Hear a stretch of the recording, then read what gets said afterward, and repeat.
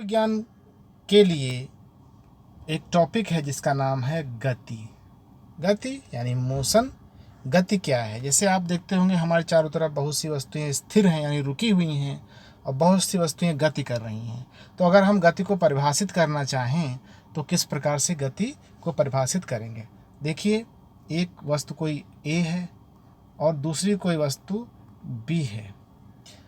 5 second के बाद, after 5 second, 5 second के बाद ए वस्तु यहाँ पे आ जाती है और बी वस्तु 5 सेकंड बाद यहीं पे रहती है।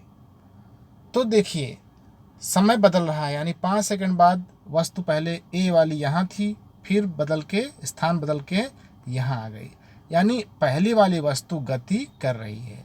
यानी जब कोई वस्तु समय बदलने के साथ साथ अपने स्थान को भी बदलती है तो यह कहते हैं कि वस्तु गतिमान है। और दूसरी वस्तु बी देखो, 5 सेकंड बाद भी वहीं पर है, यानी यह स्थिर है, यह गतिमान नहीं है। जब कोई वस्तु समय बदलने के साथ साथ अपने स्थान में परिवर्तन कोई नहीं करती तो उसे स्थिर वस्तु कहते हैं, यानी कहते हैं उसमें कोई गति नहीं है। तो देखिए, गति क्या है? यदि समय के साथ वस्तु की स्थिति में परिवर्तन हो रहा हो तो वस्तु गतिशील अवस्था में होती है। अब देखिए, हमारे चारों तरफ कई प्रकार की गतियां हैं, तो देख लेते हैं गति के प्रकार कौन कौन से हैं। पहला प्रकार है सरल रेखीय गति, यानी ये देखो, ये जो लंबी सी रेखा सीधी है इसको कहते हैं सरल रेखा। जैसे रेलगाड़ी की गति, जब कोई वस्तु एक सरल रेखा में गति करती है तो उसकी गति को सरल रेखीय गति कहते हैं। और दूसरी है वृत्तीय गति, यानी वृत्त में, यानी इस तरह से गोल गोल वृत्त में, वृत्त के चारों ओर परिधि पे, ये वृत्त की परिधि है, परिधि के साथ जो कोई गति करता है वस्तु तो उसकी गति को कहते हैं वृत्तीय गति।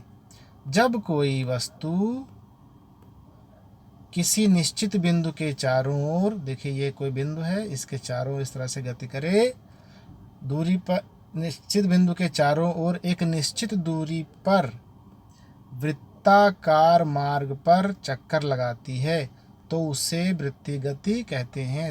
जैसे सूर्य के चारों ओर पृथ्वी की गति और घड़ी के सुइयों की गति। नंबर 3 है घूर्णन गति।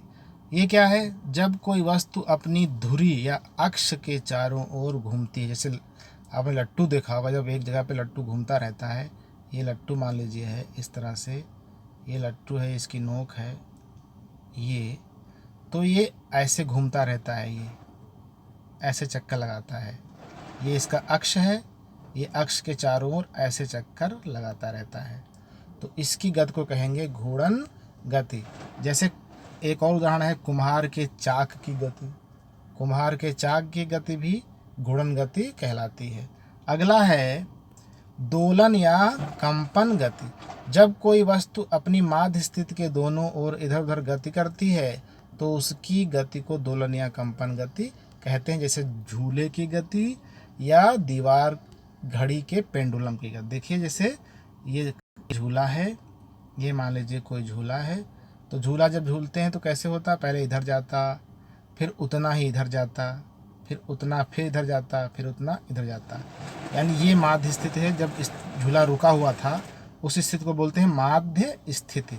तो माध्य स्थिति के दोनों ओर इधर भी गति करे और इधर भी गति करे, इधर भी गति करे, इधर भी गति करे, तो इस प्रकार की गति को बोलते हैं दोलन या कंपन गति। कंपन क्या होता है? जब स्प्रिंग स्प्रिंग मान लीजिए ऐसा स्प्रिंग होता है, स्प्रिंग इस प्रकार से, स्प्रिंग को दबाओ तो ये ऐसा हो जाएगा, और फिर छोड़ो तो फिर ऐसा हो जाएगा, यानी दबाने पे ऐसा हुआ, फिर छोड़ो तो इधर गया, फिर दबाने पे इधर, तो यानी एक स्थिति से इधर उधर ऊपर नीचे गति करता है।